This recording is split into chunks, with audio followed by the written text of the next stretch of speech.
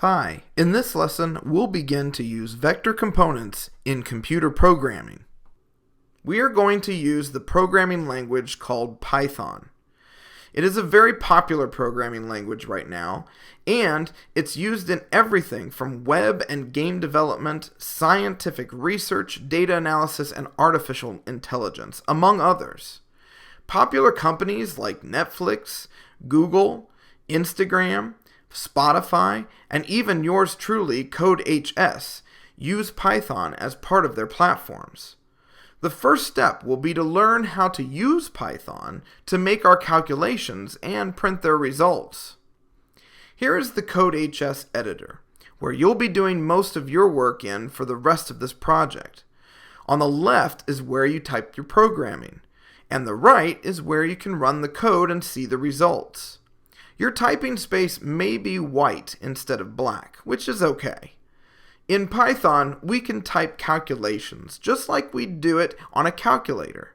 So, for example, if I want to calculate 56 divided by 2, I'd write it as 56/2, where the slash symbol means division.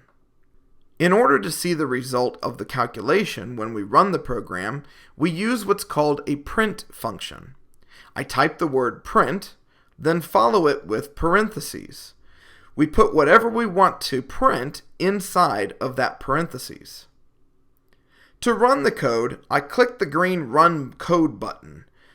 When I do this here, I see the result of our calculation, which was printed by the print function. In fact, I can have as many calculations and print functions as I like.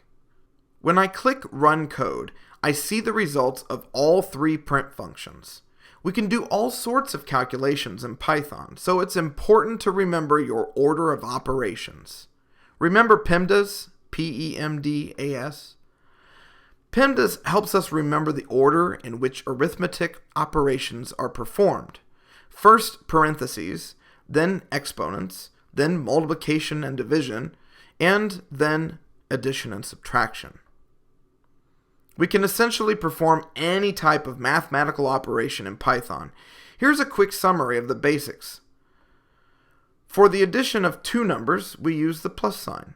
For the subtraction of two numbers, we use the minus sign. For the multiplication of two numbers, we use the asterisk, not an X. For the division of two numbers, we use the forward slash.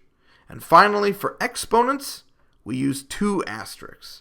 So 5 asterisk asterisk 3 is the same thing as 5 raised to the third power, which is 5 times 5 times 5, or 125. In order to be able to use trigonometry and arithmetic functions in Python, we import them from the Numpy library, which is a collection of pre-written Python functions and variables. It's super easy to do.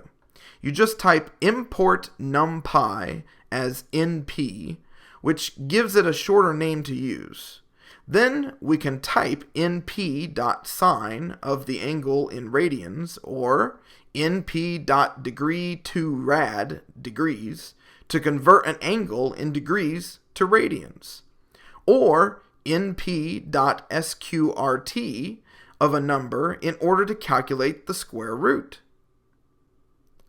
Of course, we'll still need the print functions if we want to see the results.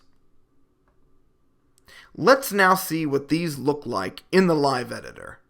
Some basic mathematics. We'll put these in as print statements, remember, so we can print our results in the console. First, we'll do an addition problem, and next we'll do a basic subtraction problem. And then we'll print the result of a multiplication problem. Remember to use the asterisk for multiplication. Then we'll do a division problem with the forward slash. And then we'll put in an exponent problem. And remember to use double asterisks for your exponents. And then when we run our program, we'll get our results. Now let's try it with the Numpy library. We'll do some sine problems and also some square root problems here. Remember to import Numpy as np. That allows us to use the np shorthand in our print statements. So we'll do a square root of 144 np.sine of 1.2. Remember to put the values in those parentheses. And a degrees to radians of 15. And then we'll run our program and get our results. Awesome. Now it's your turn to start working with vectors.